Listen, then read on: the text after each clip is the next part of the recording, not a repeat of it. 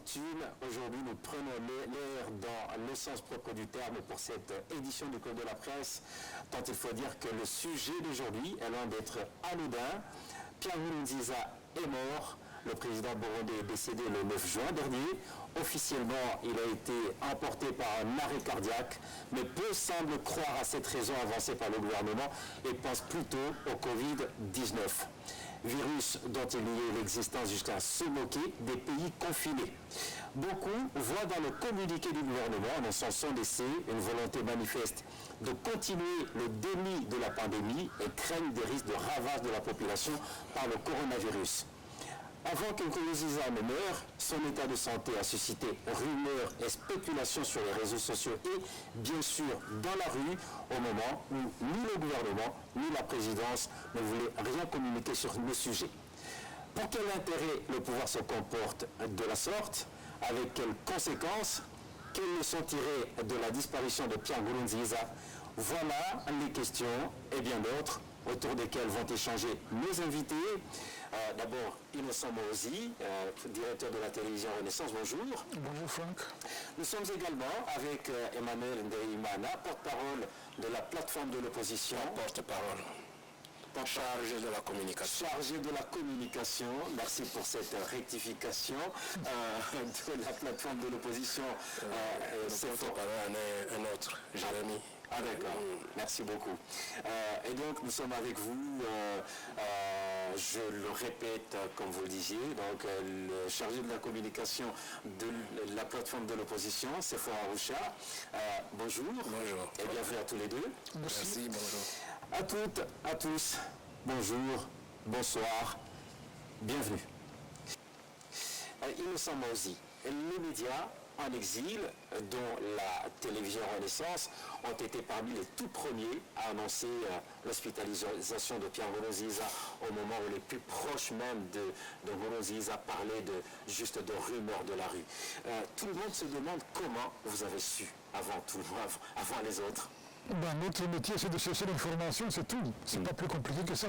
Dans ce cas, comme dans d'autres cas, on cherche à obtenir l'information sur une question qui intéresse les Burundais ou l'ensemble de l'opinion. Donc ce n'est pas différent de toutes les autres situations de recherche d'information. Sauf que les médias en exil ne sont pas les seuls médias au monde. Ce n'est certainement pas les seuls en exil, mais... Par rapport à ceux qui sont au Burundi, on peut avoir l'information beaucoup plus tôt. La différence fondamentale, c'est qu'on travaille dans une certaine liberté de presse réelle et que ceux qui sont au pays sont soumis à une tyrannie qui leur impose de ne parler que de choses qui sont autorisées par le pouvoir. Sauf que c'est une information tellement délicate que la question serait de savoir, mais comment ça se fait-il qu'ils aient pu accéder à cette information si cachée? Mais tous les jours, on accède à l'information cachée. Tous les jours.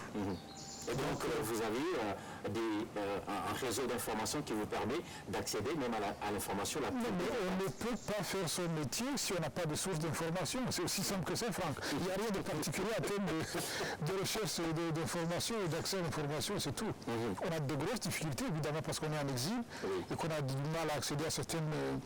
sphère, mais en même temps, il y a d'autres, on arrive à se débrouiller, c'est tout. Et visiblement, il y a certaines sources d'informations qui font beaucoup plus confiance aux médias en exil. L'ensemble du pays fait manifestement plus confiance aux médias en exil qu'aux médias au pays. Je vous rappelle l'enquête d'opinion qui avait été faite avant qu'on ne soit tous forcés à l'exil sur les médias qui suivaient le Burundi par ordre d'importance. C'était la RPA, je crois, Bonesha Isanganiro et puis Renaissance. C'était les 4 médias les plus suivis. Verrez après la BBC, la Voix de l'Amérique et puis RFI. Aujourd'hui, ça s'est totalement inversé. Ce sont les stations internationales que les gens écoutent prioritairement et puis viennent les stations locales. Donc, ça dit ce que ça dit. Avez-vous été étonné de l'hospitalisation de Pierre Nkurunziza avant d'en arriver à son décès, Emmanuel Ndeimana?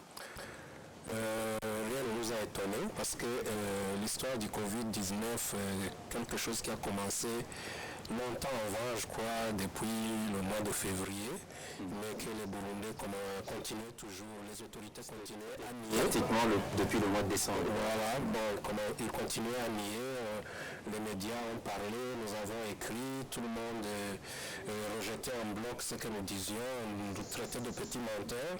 Alors, avec le temps, on a entendu ici et là, à gauche, à droite au Burundi, les gens qui mouraient comme voilà, exact. Mais le pouvoir continuait toujours à nier. Et après, il y a eu la période des élections, d'abord la campagne, où les gens étaient entremêlés comme des poissons dans une boîte de sardines, de conserve. Alors, vous comprenez qu'à ce moment-là, même ceux qui étaient un peu épargnés, sont venus quand même, ils ont été contaminés, quel que soit. Peut-être ça dépend de l'organisme de chacun, la résistance et consort. Mais voir le président Nkurunziza hospitalisé, ce qui m'étonne est qu'il a été hospitalisé officiellement seul. Alors qu'il y a d'autres, on apprend à gauche à droite parmi ces mêmes autorités qui sont couchés sur les lits d'hôpitaux, mais en cachette. Mais on a toujours des nouvelles du pays. Et vous voulez parler de citoyens lambda ou vous voulez parler de personnes proches de Nkurunziza? Des personnes proches de Nkurunziza. Les citoyens lambda, ils meurent comme des mouches. Il est proche de Nkurunziza. Il y en a ceux qui sont hospitalisés jusqu'aujourd'hui. La preuve, non seulement lui, sa femme a été évacuée d'urgence. La première dame en Europe. Vous comprenez alors que la présence du Covid-19 au Burundi n'est pas un tabou pour le moment. Et jusqu'à ça, c'est arrivé à un point culminant à nous enlever notre cher président. Voilà. Et vous avez dit tout à l'heure, on niait l'existence du Covid, mais vous n'avez pas relevé que le président lui-même, Nkurunziza, était le premier à nier l'existence de ce virus. Bien sûr, parce que lui, il nous parlait des histoires un peu magiques, bizarres, en disant que c'est Dieu qui protège l'atmosphère burundaise, il n'y aura pas de Covid, ça n'existe pas. Mais le comble de malheur est que parmi les officiers les plus gradés, c'est lui qui s'emporte le premier, alors c'est dommage. Et sans oublier cette image, peut-être qu'il nous revient, peut-être à tous, du 1er mai, où il tenait sa fille en lui disant « Toi, je peux te toucher, les autres ne font que mentir par rapport à tout ça, c'était se moquer du monde. Et c'est arrivé même à un moment où on a expulsé les représentants de l'OMS parce qu'ils n'étaient pas sur les mêmes ondes par rapport à la gestion de la pandémie. Vous comprenez? Alors, le Covid-19 est une réalité au Burundi et la preuve en est que les gens en meurent et en meurent toujours jusqu'à aujourd'hui où je te parle. Nkurunziza a été hospitalisé le samedi, il est mort 3 jours plus tard et pendant tout ce temps, silence radio, que ce soit du côté de la présidence ou du côté du gouvernement. Quelle explication donnez-vous à ce silence innocent? De son hospitalisation? Non, de ce silence. Le silence aussi bien du gouvernement. À propos de quoi? À propos de l'état de santé de Pierre Nkurunziza. Ça, c'est des choses qui arrivent. Naturellement, c'est également lié au silence qui a accompagné son décès. Le départ de Denise Buchumi. Oui, cela arrive dans d'autres pays aussi, que le chef d'État puisse être souffrant sans qu'on le dise tout de suite au pays. Sauf que c'était quand même particulier par rapport au contexte du Covid. Et puis, ce n'était pas les premiers à être touchés. On se souvient du Premier ministre britannique qui a communiqué d'heure en heure sur son état de santé, même le gouvernement. La question n'est pas là. La question n'est pas là, c'est que ils se sont enfermés dans j'ai l'impression qu'ils ont fini par croire à leurs propres histoires qu'ils racontent sur le Covid, sur la protection divine qu'il y a sur le Burundi, sur le fait qu'eux ne peuvent pas toucher parce que Dieu les protège en particulier.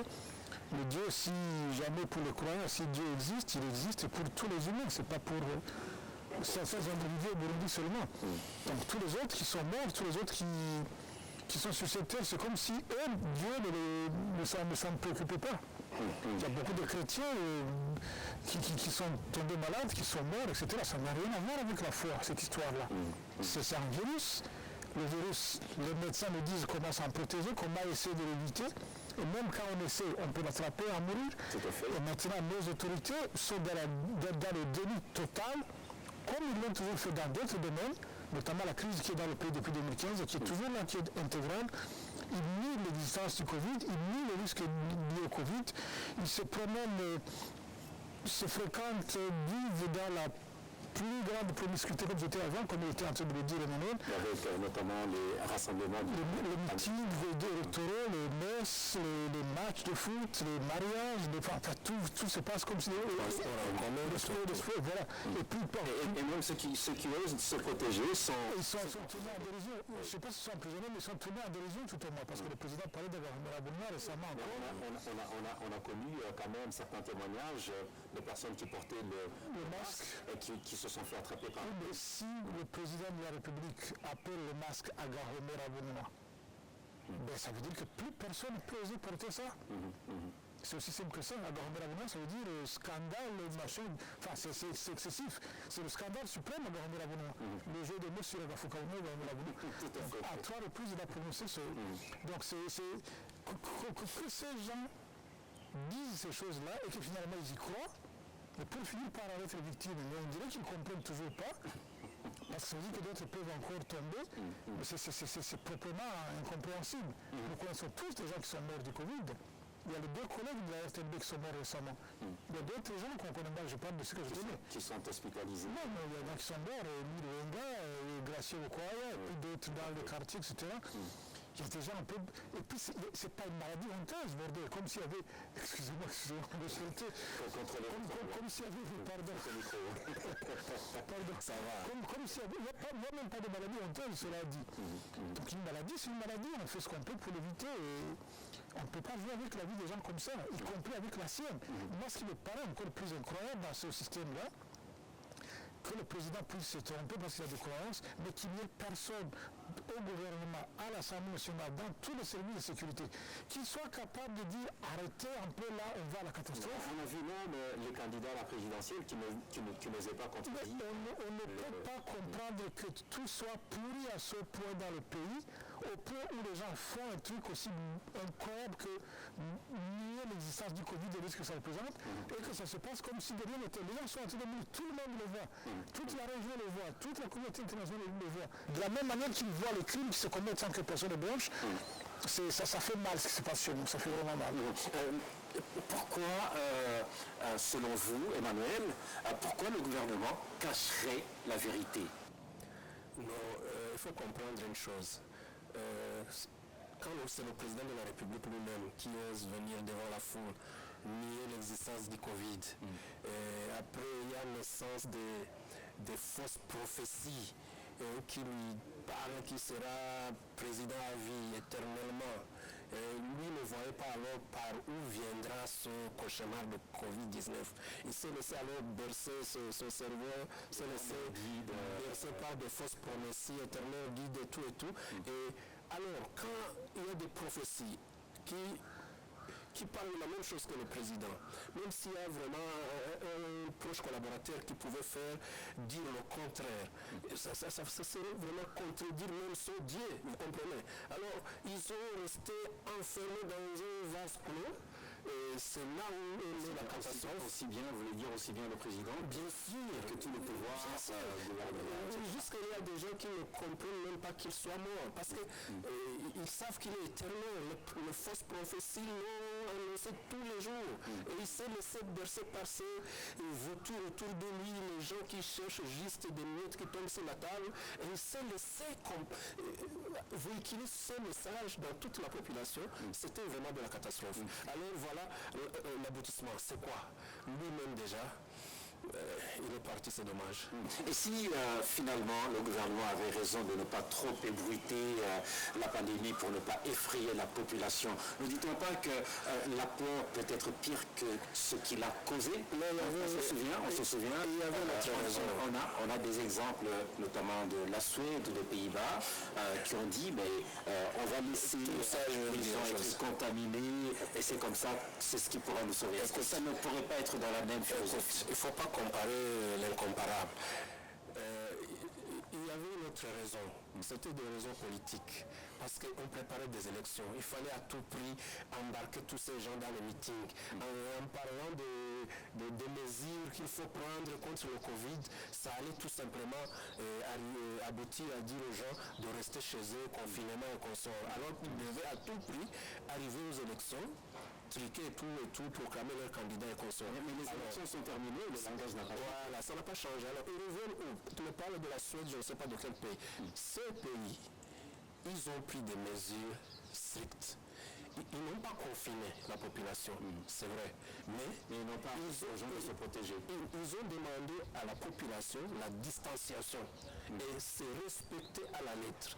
Et il ne faut pas comparer alors les gens qui ont pris une certaine façon de se protéger avec les gens qui n'ont rien vraiment pensé de tout cela. Vous comprenez? Ce n'est pas la même chose alors. À la fin, vous comprenez pourquoi chez nous c'est la catastrophe, que chez les autres quand même ça va. Je rappelle que vous suivez l'émission Club de la Presse, émission produite en synergie par la télévision Renaissance et les radios RPA et Nzamba. Aujourd'hui, nous parlons de la mort du président Pierre Nkurunziza et des interrogations qui ont accompagné sa disparition. Emmanuel Delimana, qui est le chargé de la communication de la plateforme Sephora Arusha, est l'un de nos invités. Nous sommes également avec Innocent Mozi, directeur de la télévision Renaissance, qui sont sur ce plateau pour débattre du sujet. Innocent, que peuvent être les conséquences de ce délit, en commençant par l'entourage direct de Pierre Nkurunziza? Les conséquences, c'est les morts tous les jours qu'il y a au pays. C'est les morts qui sont là tous les jours. On a parlé notamment de l'évacuation de la maman de Pierre Nkurunziza hier matin dans une structure. Je ne veux pas aller dans les spéculations sur tel ou tel autre cas parce qu'il y a tellement de choses qui circulent, il faut rester très prudent. Mais même en parlant simplement des citoyens ordinaires, le nombre de gens qui sont en train de mourir, nous le voyons tous, nous les avons. Mais pire encore, maintenant aussi au niveau du sommet de l'État, puisque c'est de cela que vous parlez, que le président ait été atteint, que son épouse ait été atteinte, ça veut dire qu'il y a beaucoup d'autres qui sont atteints aussi. Donc ça dépasse l'entendement tout simplement. Mais on parle de gouvernement, mais en réalité... On peut parler de suicide. En réalité, ce pays n'est pas gouverné depuis très longtemps. Il n'est pas gouverné, ce qui se passe chez nous ne serait pas toléré dans aucun autre pays au monde. Vous voulez parler d'un comportement suicidaire de la part du sommet de l'État? Totalement irresponsable. Totalement irresponsable. Les gens sont enfermés, je ne sais dans quoi. C'est des choses difficiles à qualifier parce que c'est vraiment unique. Il y a quelques proximités, quelques ressemblances avec ce qui se passe en Tanzanie. Quand on voit certaines personnalités publiques tanzaniennes, ce qu'elles racontent, on croirait qu'entendre les gens de chez nous, mais bon, il y a quelques différences quand même, mais ce qui se passe chez nous dépasse l'entendement. Et donc, vous craignez qu'aujourd'hui, demain, après-demain, on puisse encore annoncer d'autres morts dans l'entourage direct? Vous savez, si ça concerne ceux qui décident et qui décident mal, ça, à la limite, c'est leur problème. Mais le problème, c'est que ça concerne tout le pays. Toute la population. Oui, si les conséquences ne portent que sur ceux qui prennent ces décisions, à la limite, on dirait, OK, ils sont victimes de leurs décisions, mais tous les autres maintenant, tout le pays qui est censé être gouverné par ces gens. Emmanuel, on est en train de parler des conséquences de ce comportement, de ce délit, de cette attitude que Innocent Mozi est en train de traiter pratiquement de suicidaire, de criminel de la part du pouvoir. Qu'en est-il des relations entre la population et le pouvoir dans ce contexte de délit et de mensonges, comme vous êtes en train de le dire vous-même? Vous savez, c'est difficile quand le peuple est embarqué sur une pente un peu difficile. Ils font avec, mais avec beaucoup de regrets parce que nous parlons avec l'une ou l'autre personne au pays. Vous comprenez? Si tu vois par exemple le communiqué qui est sorti hier du gouvernement qui dit à tout le monde que ne dansez pas, ne faites pas de la musique, mais allez au bar, où vous pouvez vous entasser comme vous voulez, vous contaminer comme vous voulez, mais seulement ne faites pas la musique. Allez à la messe, vous faites des cérémonies de mariage, tout ce qui est possible pour vous rencontrer en masse et vous contaminer davantage, allez-y. Vous ne trouvez pas que ça c'est suicidaire vraiment? Ça veut dire que, comme vous êtes en train de le dire là, comme le directeur l'a dit, il y a absence d'autorité. Vous comprenez? Parce que il donne des ordres, mais sans mesurer les conséquences. Je parlais de conséquences en rapport avec les relations entre la population et le pouvoir. On a parlé d'un taux élevé de participation aux élections, avec un futur président qui a été élu à plus de 68% des voix. S'agirait-il aujourd'hui d'un véritable amour ou il pourrait y avoir un certain désamour lié à ce délit déni et à son mensonge qui fait des victimes, qui font des victimes également dans la population. Essayez de regarder une seule image qui peut te donner la réponse de tout ça. Ils ont participé massivement, c'est vrai, aux élections. Ils ont voté contraire de ce que le pouvoir a proclamé. Vous comprenez? Alors, le peuple, leur candidat n'a pas été proclamé vainqueur. C'est pourquoi tout ce qui se passe au pays, malgré le président, la mort du président, ils font comme s'ils ne sont pas là. Ça veut dire qu'il y a cassure entre les dirigeants et les dirigés. Donc le peuple se dit, bon, c'est toujours la même chose. Ils suivent rien en peu de mots. Vous comprenez?